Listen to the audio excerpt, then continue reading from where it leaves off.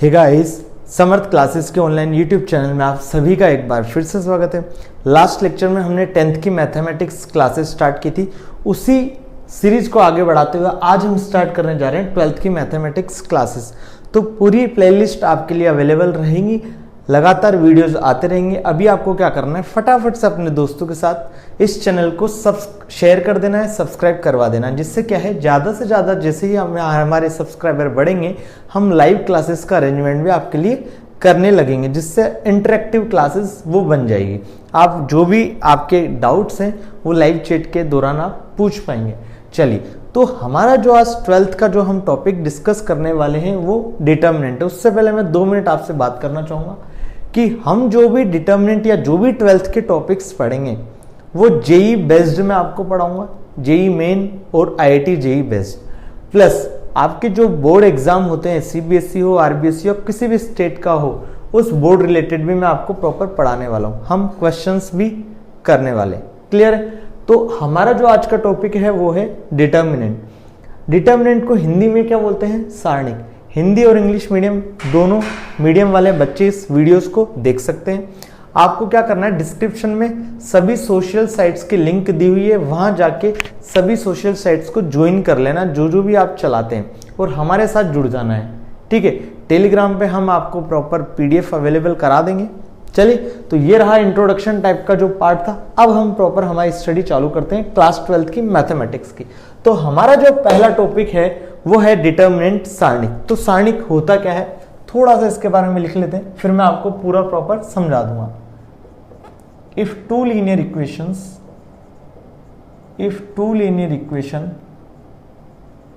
Have same solution, यदि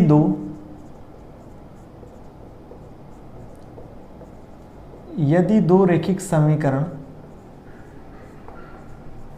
एक ही हल रखती है। जैसे क्या कहना चाह रहा है समझिए। Two linear equations have same solution, यदि दो रैखिक समीकरण एक प्रकार का हल रखती है। अब यहां पे बात आती है लीनियर इक्वेशन क्या होती है। तो पहली लीनियर इक्वेशन मैंने मान ली a1x प्लस b1 बराबर 0। दूसरी लीनियर इक्वेशन मान ली मैंने a2x प्लस b2 बराबर 0। अब ये क्या बोल रहा है यहाँ पे, सेम सॉल्यूशन। सेम सॉल्यूशन का मतलब क्या है, अब जो भी लीनियर इक्वेशन होगी उसमें जो भी वेरिएबल है, रैखिक समीकरण है, उसमें कुछ अचर होगा, कुछ अचर की वैल्यू जाएगी, मतलब वेरिएबल की वैल्यू जाएगी।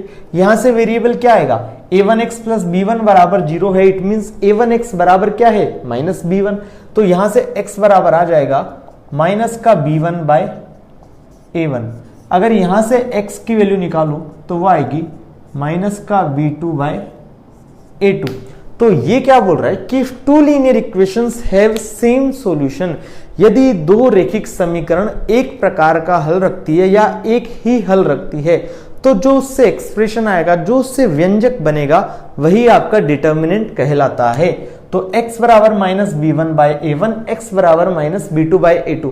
अब ये दोनों लीनियर इक्वेशंस का कैसा सॉल्यूशन है, सेम सॉल्यूशन। मतलब सेम सॉल्यूशन का मतलब क्या है, जो x की वैल्यू ये है वही x की वैल्यू ये है। इट मींस दोनों कैसी है, बराबर। तो यहां पे क्या कर देंगे, हम इन दोनों को बराबर कर देंगे। माइनस b1 बाय a1 बराबर minus b2 by a2। Minus से माइनस काट डाला, कैंसिल आउट। तो यहां से निकल के आएगा a1 b2 बराबर a2 b1, या इसे मैं इस तरह से भी लिख सकता हूं a1 b2 minus a2 b1 बराबर 0। तो आपने क्या लिखा था, if two linear equations have same solution, यदि दो रैखिक समीकरण एक ही हल रखती है, दो रैखिक समीकरण ये थी, एक ही हल रखती है, तो उससे बनने वाला व्यंजक क्या कहलाता है, सारणिक। व्यंजक कौन सा है, ये, इसको क्या बोलेंगे इंग्लिश में, एक्सप्रेशन। व्यंजक, एक्सप्रेशन। ठीक है? तो इसको क्या बोल देंगे हम कि ये है हमारा डिटर्मिनेंट। अब इस डिटर्मिनेंट को कैसे डिनोट करते हैं, कैसे दिखाते हैं, तो वो है, डिटर्मिनेंट को ऐसे लिखते हैं, expressed by a1 b1 a2 b2। ठीक है? ये सिंबल बनाना होता है, उसके बाद a1 b1 a2 b2। तो ये हो गया हमारा डिटर्मिनेंट कि if two linear equations have same solution, यदि दो रैखिक समीकरण समान प्रकार का हल रखती है तो उससे बनने वाला व्यंजक होता है वो कहलाता है सारणिक डिटर्मिनेंट, और उसे ऐसे हम एक्सप्रेस करते हैं, ऐसे हम शो करते हैं, दिखाते हैं, प्रतीत करते हैं। क्लियर है? आपसे कोई नहीं पूछने वाला कि डिटर्मिनेंट होता क्या है, लेकिन आपको थोड़ा पता हो इसलिए मैंने आपको बताया। अब डिटर्मिनेंट क्यों पढ़ रहे हैं, इसके एप्लीकेशन क्या है? तो इसका एप्लीकेशन है लीनियर इक्वेशंस को सोल्व करने में। जो बड़ी बड़ी लीनियर इक्वेशंस होती है, ज्यादा वेरिएबल्स में होती है, जैसे लीनियर इक्वेशन में 3 वेरिएबल्स 4 वेरिएबल्स, तो उनको सोल्व करने के लिए हम इसका यूज करते हैं डिटर्मिनेंट मेथड्स का। उसके अलावा एरिया निकालने के लिए, वॉल्यूम निकालने के लिए ज्योमेट्री में भी हम इसका यूज करते हैं। ठीक है, तो ये इसके कुछ एप्लीकेशंस हैं। हमें एप्लीकेशंस के बारे में जाना नहीं है, हम सिंपल सा हमें डिटर्मिनेंट पढ़ना है। तो मैं जो भी जेई बेस्ड होगा वो पूरा आपको प्रॉपर पढ़ाने वाला हूँ, बोर्ड से रिलेटेड सब चीजें आपको बताने वाला हूँ। चलिए, तो फटाफट से सब्सक्राइब कर दीजिए चैनल को, वीडियोस को लाइक और शेयर कर दीजिए। चलिए, अब हमने देखा अभी तक डिटर्मिनेंट होता क्या है। अब डिटर्मिनेंट की बेसिक चीजों में क्या क्या चीजें आती है, तो सबसे पहली चीज आती है कि इस डिटर्मिनेंट का क्रम क्या होता है, सारणिक का क्रम क्या होता है, ऑर्डर ऑफ डिटर्मिनेंट।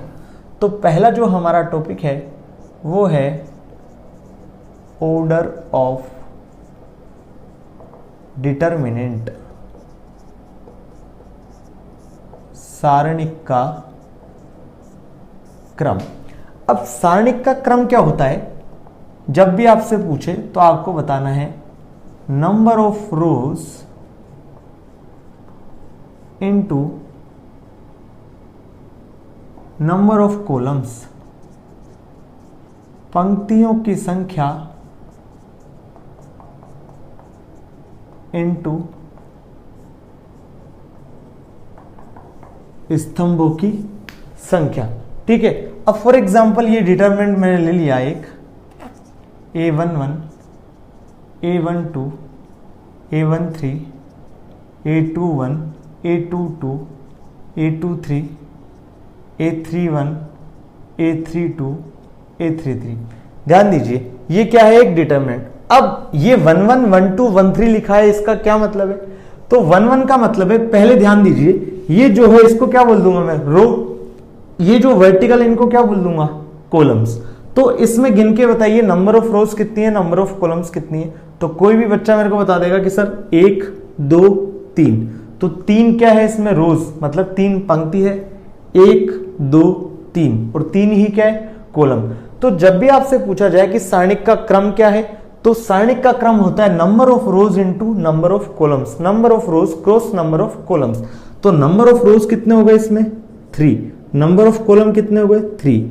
तो ये डिटर्मिनेंट का ऑर्डर हो गया 3 cross 3, where first 3 is denote number of rows, second 3 is denotes number of columns, स्तंभों की संख्या। अगर क्वेश्चन होता है ये वाला 2, 3, 5, 8, ये डिटर्मिनेंट हो जाता मान लो, तो इसका अगर ऑर्डर पूछता तो क्या होता, number of rose cross number of column. Number of रोज कितनी, 1, 2, नंबर ऑफ कॉलम कितने, 1 और 2, मतलब 2 क्रॉस 2। ठीक है, तो डिटर्मिनेंट का ऑर्डर या सारणिक का क्रम क्या होता है, number of rose cross number of column. तो 3 क्रॉस 3 यहां पे हमारा ऑर्डर हो गया डिटर्मिनेंट का।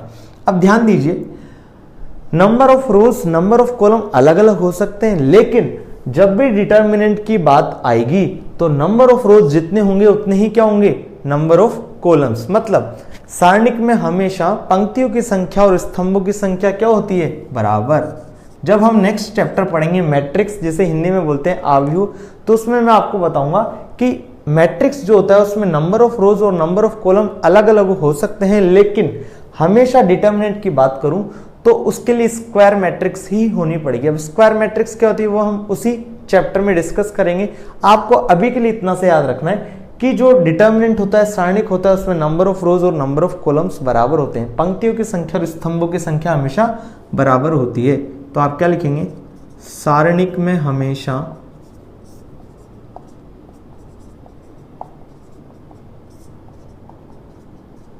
पंक्तियों की संख्या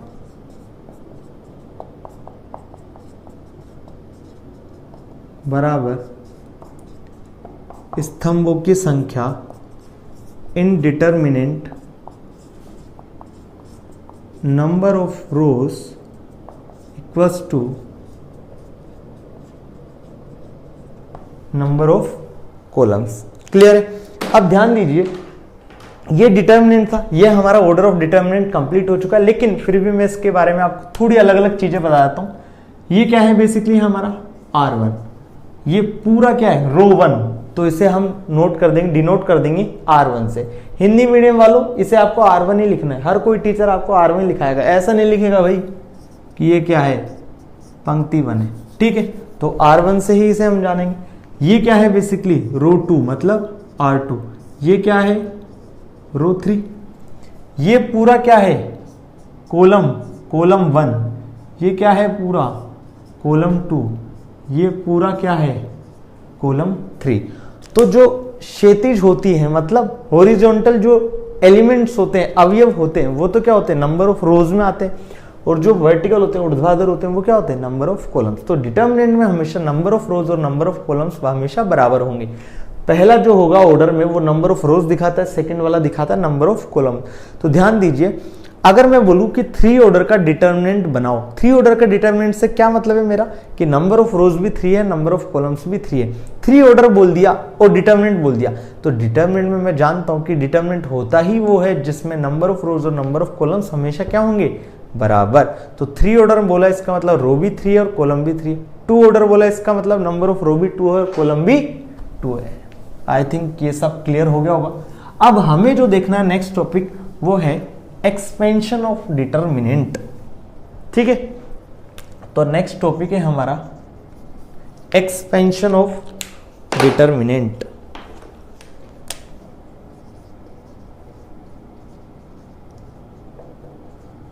एक्सपेंशन ऑफ डिटर्मिनेंट,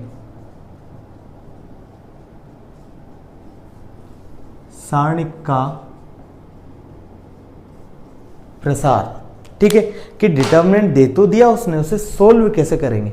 तो हम इसमें क्या क्या देखने वाले हैं, पहला हम देखेंगे सेकंड ऑर्डर के डिटर्मिनेंट को हम सोल्व कैसे करते हैं। ठीक है, तो एक मान लो मैंने डिटर्मिनेंट ले लिया A1 B1 A2 B2।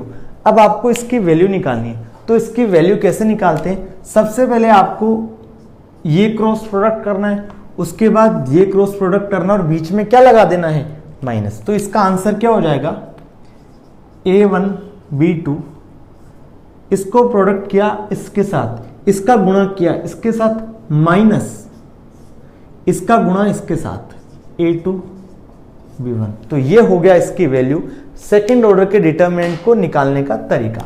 चलिए एक एग्जांपल ले लेते हैं। एग्जांपल में दिया मानो मैंने 2 3 0 1, कैसे सोल्व करेंगे 2 इंटू 1 माइनस 0 इंटू 3, तो 2 इंटू 1 माइनस 0 इंटू 3 आंसर 2। एक और एग्जांपल ले लिया, डेल बराबर 5 8 माइनस 3 माइनस 2। क्लियर है, क्या करेंगे this into this minus this into this, तो 5 2 जा 10, लेकिन माइनस है तो मतलब 5 इंटू माइनस 2 कितना माइनस का 10, माइनस 8 इंटू माइनस 3 कितना माइनस का 24,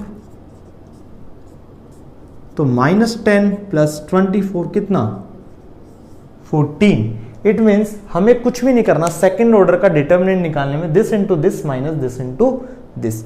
अब आपकी यदि सिलेबस की बात करूं, चाहे वो जेई हो चाहे कोई सा भी बोर्ड हो, तो उसमें सेकंड ऑर्डर और थर्ड ऑर्डर यही आपका क्या है सिलेबस, तो हम भी इसी पे चर्चा करेंगे। तो ये हमने देखा सेकंड ऑर्डर का डिटर्मिनेंट कैसे निकालते हैं। अब जो हमें देखना है वो है थर्ड ऑर्डर का डिटर्मिनेंट। तो जो थर्ड ऑर्डर का डिटर्मिनेंट सोल्व होता है वो सेकंड ऑर्डर की हेल्प से होता है। ये हो गया थर्ड ऑर्डर, 3 क्रम का जो सारणिक है उसका हम एक्सप्रेशन कैसे निकालेंगे। ठीक है, चलिए मैंने मान लो डेल लिया A1 B1 या A1 A2 A3 B1 B2 B3 C1 C2 C3। ठीक है, ध्यान से समझिएगा कि 3 ऑर्डर के डिटर्मिनेंट को हम सोल्व कैसे करते हैं। तो जो भी आपका राइट साइड वाला है, मतलब कॉर्नर जो भी है, फॉर एग्जाम्पल आप हमेशा स्टार्ट करें R1 से, आप कोशिश करिए कि R1 से ही हमेशा स्टार्ट करना है। आंसर हमेशा सेम आएगा, चाहे आप कहीं से भी एक्सपेंड करें। ध्यान दीजिए, ये हमेशा क्या होगा, प्लस। ठीक है, उसके बाद आपको एकांतर क्रम में साइन लगाने, चेंज करते हुए जाना है ऑल्टरनेटिवली। ये प्लस हो गया तो ये माइनस, ये प्लस, ये माइनस, ये प्लस, ये माइनस, ये प्लस, ये माइनस, ये प्लस। अगर मैं प्लस यहां लिख दिया तो ऐसे भी जा सकता था, plus minus plus minus plus minus plus minus plus. Clear है, कैसे भी जाओ। कुल मिला के जो पहला है R1 का पहला एलिमेंट R1 और कॉलम 1, ठीक है, A11 फर्स्ट रो का फर्स्ट कॉलम एलिमेंट है, वो हमेशा प्लस होगा। उसके बाद आपको अल्टरनेटिवली साइन चेंजेस करने हैं। चलिए, तो जब भी डिटर्मिनेंट आए आप उसका एक्सपेंशन, आप उसका प्रसार किसी भी तरीके से कर सकते हैं, मतलब किसी भी रो से कर सकते हैं या किसी भी कॉलम से कर सकते हैं। मैं इसका अभी आपको R1 से प्रसार करके बताता हूं। आंसर हमेशा सेम आता है, एक्सपेंशन थ्रू R1। ठीक है, तो डेल्टा क्या हो जाएगा, ध्यान दीजिए, A1 किसका हो गया, प्लस का, तो A1। अब क्या करना है आपको, जो A1 वाला रो है, A1 वाला कॉलम है, उसे क्या कर दीजिए, एलिमिनेट कर दीजिए। तो A1 वाला कॉलम मैंने एलिमिनेट किया, A1 वाला रो मैंने एलिमिनेट किया, तो बचा क्या, ये वाला डिटर्मिनेंट बचा, B2 B3 C2 C3। और इसको हम सोल्व करना जानते हैं, टू ऑर्डर के डिटर्मिनेंट को कैसे, this into this minus this into this. तो क्या आ जाएगा, B2 C3 minus C2 B3। और ये जो भी साइन है वो केवल ये यहां पे यूज होंगे। जैसे अगर R1 से कर रहा हूं तो A1 फिर A2 और A3 में काम आएंगे, बाकी कहीं भी काम नहीं आएंगे। जिससे अब क्या आ जाएगा, माइनस का A2, तो ये वाला कॉलम हटाया, ये वाला रो हटाया, बचा क्या, B1 B3 C1 C3। इसका डिटर्मिनेंट कैसे निकालते हैं, this into this minus this into this. तो आ जाएगा B1 C3 minus C1 B3। फिर क्या आ जाएगा, प्लस का A3, कॉलम हटाया, रो हटाया, बचा क्या, B1 C2 minus C1 B2। ये हो गया इसको सोल्व कर लीजिए, आंसर आ जाएगा। ठीक है, फिर आप इसको और तरीके से भी कर सकते हैं, C2 से करके बताते हैं, कॉलम 2 से प्रसार कैसे होगा। तो कॉलम 2 से प्रसार कैसे होगा, ये वाले हमें यूज करने हैं, प्लस माइनस, मतलब माइनस का A2।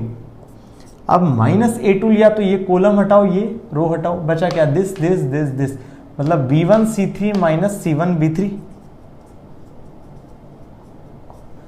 फिर प्लस का B2, ये रो हटाओ, ये कॉलम हटाओ, तो A1 C3 minus A3 C1। फिर क्या आ जाएगा, माइनस का C2, ये हटाओ, ये हटाओ, तो A1 B3 minus B1 A3। Solve करो, आंसर पाओ। ठीक है, तो ये हो गया, किसी भी रो किसी भी कॉलम से हम किसी भी डिटर्मिनेंट का एक्सपेंशन कर सकते हैं। इसका ऑर्डर क्या था, 3 क्रॉस 3, ये यहां लिख दीजिए। क्लियर है यहां तक, चलिए, तो ये देखा हमने कि एक्सपेंशन कैसे करते हैं। अब मैं थोड़े क्वेश्चन कराने वाला हूं आपको कि आपको आंसर निकालना है। ठीक है, ये कोई काम की नहीं है, लेकिन अभी आपको डिटर्मिनेंट का जो बेसिक है वो कितना समझ आए, ये जांच परखने के लिए क्वेश्चन दे रहा हूं मैं। नेक्स्ट लेक्चर में हम क्या पढ़ेंगे, मेनली ये बेसिक हमारा कंप्लीट हो जाएगा, उसके बाद हम जो लेवल है वो चढ़ेंगे। ठीक है, मैं जेई के क्वेश्चन भी आपको कराने वाला हूँ, बोर्ड के क्वेश्चन भी कराने वाला हूँ, तो थोड़ा पेशेंस रखना है आपको, मेरे साथ बने रहना है, वीडियो को लाइक शेयर करना है, बार बार देखना है। ठीक है, चलिए, क्वेश्चन है, find the value of determinant of the following. 2-3 question है, पहला निकाला मान लो 1 2 -1 3 4 7 8 5 3। सेकंड है 1 2 -1 0 3 4 2 7 5। थर्ड है 4 2 -2 4 -2 3 1 2 4 2 4। ठीक है, अब पहले वाले को सोल्व करते हैं, इसको R1 से कर लेते हैं, इसको R2 से कर लेते हैं, इसको R3 से कर लेते हैं, ये एक को कॉलम से अलग अलग से करके देख लेते हैं। इस वाले को करेंगे मान लो तो इसको अगर मैं करूं R1 से सोल्व, ठीक है, देखो ये क्या है प्लस का, ये किसका हो जाएगा माइनस का, और ये हो जाएगा प्लस का। तो +1 से जब सोल्व करूंगा, ये हटाया ये हटाया, 4 3 जा 12, 12 माइनस का 35, फिर क्या आ जाएगा माइनस का 2, इसका कॉलम हटाना है इसका रो हटाना है, 3 3 जा 9, 9 माइनस 8 7 जा 8 7 जा 56। उसके बाद लेंगे हम ये वाला, तो माइनस का 1, क्योंकि प्लस माइनस प्लस तो -1 हो जाएगा, ये हटा तो 3 5 जा 15 माइनस 32। क्लियर है, सोल्व करना है आंसर पाना है। उसके बाद हम इसकी बात करें, इसे कर लेते हैं मान लो C3 से, ठीक है, C3 ये वाला, plus minus plus minus plus, ये प्लस पे आ रहा है ध्यान रखो, -1, कॉलम हटाया रो हटाया, this into this minus this into this, तो 0 इंटू 7 0, -6 तो माइनस का 6 लिख दिया डायरेक्ट। क्लियर है, प्लस माइनस तो माइनस का 4 आएगा, ये कॉलम हटा दिया ये रो हटा दी, तो 1 इंटू 7 7, -2 2 जा 4, प्लस माइनस प्लस तो प्लस का 5, ये गया 1 इंटू 3 3 माइनस 2 इंटू 0 0, सोल्व करो आंसर पाओ, कर देते हैं 6, यहाँ क्या आएगा 3 इंटू माइनस का 4 माइनस का 12 प्लस का 15, 15 प्लस 6 21, 21 में से 12 गया 9, इसको सोल्व कर लीजिएगा, करूँ क्या, कितना आ जाएगा माइनस का 13 माइनस का 2 9 माइनस 56, देखिए कितना आता है 47 आएगा, माइनस का 47, ये कितना आ जाएगा माइनस का 17, तो ये हो जाएगा प्लस का 17। सोल्व करें आंसर पाए, इसे कर लेते हैं, किससे करें, C3 से कर लिया, R1 से कर लिया, C1 से कर लेते हैं, ये प्लस माइनस प्लस तो प्लस का 4 लेंगे, ये गया 1 इंटू 4 4 माइनस 2 2 जा 4, प्लस माइनस का 3 लेंगे, ये कॉलम गया ये रो गई, -2 इंटू 4 माइनस का 8, -2 इंटू -2 माइनस का 4 माइनस प्लस का 4। क्लियर है यहां तक, चलिए प्लस माइनस प्लस प्लस का 4, ये गया -2 इंटू 2 माइनस का 4 माइनस दिस तो प्लस का हो जाएगा, सोल्व करना है आंसर पाना है, 0, यहाँ क्या आएगा -4 इंटू -3 प्लस का 12, -2 इंटू 4 माइनस का 8, आंसर आ गया 4। अब क्या करना है आपको होमवर्क में, ये जो हमने किया R1 से एक्सपेंशन, C3 से एक्सपेंशन, C1 से एक्सपेंशन, इन क्वेश्चन को सभी से एक्सपेंड करके देखें, इसको R1 से करें, R2 से करें, R3 से करें, C1 C2 C3, similar way में इसको, सिमिलर वे में इसको, देखें कि सभी से आंसर सेम आ रहा है या नहीं आ रहा। जब आप सोल्व करेंगे तो आपको पता लगेगा कि सबसे आंसर सेम आ रहा है, ठीक है। पर मजेदार बात क्या है, यदि मैं इसको R2 से सोल्व करता या C1 से सोल्व करता तो कहीं ना कहीं एक 0 आता, तो जब 0 से एक्सपेंड करता तो 0 इंटू समथिंग इज ऑलवेज 0। तो आप कोशिश करें कि उससे एक्सपेंड करें जिसमें नंबर ऑफ जीरोज हमेशा क्या हो, ज्यादा हो। तो अगर यहां ये 2 की जगह 0 होता तो मैं किससे एक्सपेंड करता, C1 से एक्सपेंड करता, क्योंकि जब मेरे को केवल और केवल 1 से एक्सपेंड करना पड़ता, ठीक है। यदि यहां भी 0 हो जाता तो मैं R2 से यूज करता, केवल और केवल मेरे को 3 से एक्सपेंड करना पड़ता, हाँ कि ना। तो ये भी आपको दिमाग लगाना। आपसे क्वेश्चन क्या पूछेगा, डिटर्मिनेंट की वैल्यू निकालना, ये भी क्वेश्चन आपसे पूछेगा नहीं, आपको इसका यूज आएगा कहीं क्वेश्चंस में। तो हम क्या करेंगे, हम सिंपल एक्सपेंड करेंगे, फिर हम नहीं लिखेंगे कि R1 से कर रहे हैं, C1 से कर रहे हैं, C3 से कर रहे हैं। ये तो मैं आपको बेसिक अभी पढ़ा रहा हूं, इसलिए मैंने आपको ये सब चीजें पढ़ाई। तो आज हम इतना सा बेसिक डिस्कशन किया है हमने। नेक्स्ट लेक्चर में हम क्या करने वाले हैं, प्रॉपर अच्छे से डिटर्मिनेंट पढ़ने वाले हैं। उसमें हम पढ़ेंगे माइनर क्या होता है, उप सारणिक क्या होता है, कोफैक्टर क्या होता है, सहखंड क्या होता है, ठीक है। उसके बाद हम पढ़ेंगे प्रॉपर्टीज ऑफ कोफैक्टर, सहखंडों के गुणधर्म, ठीक है। तो ये हमारा नेक्स्ट लेक्चर का कुछ सिलेबस रहने वाला है। तो आई होप कि आपको पूरा वीडियोस पसंद आया होगा। प्लीज चैनल को सब्सक्राइब करिए, वीडियोस को लाइक और शेयर करिए। Thank you.